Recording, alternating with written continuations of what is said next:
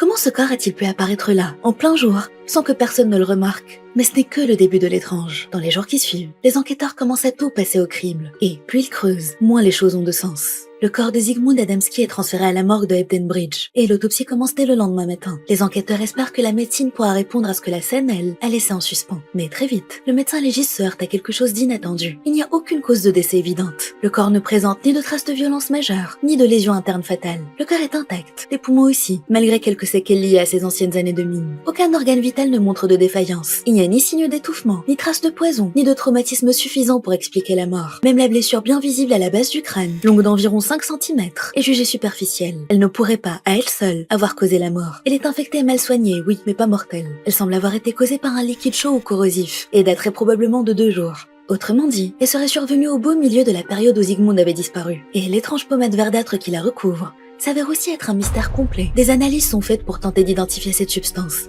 Sans résultat, elle ne correspond à rien de connu. Ce n'est ni un produit médical standard, ni une pommade artisanale courante. Les laboratoires ne trouvent aucun produit similaire dans leur base de données. Aucun médicament en vente au Royaume-Uni ne contient une composition pareille. Impossible de dire si elle a été appliquée pour le soigner ou pour autre chose.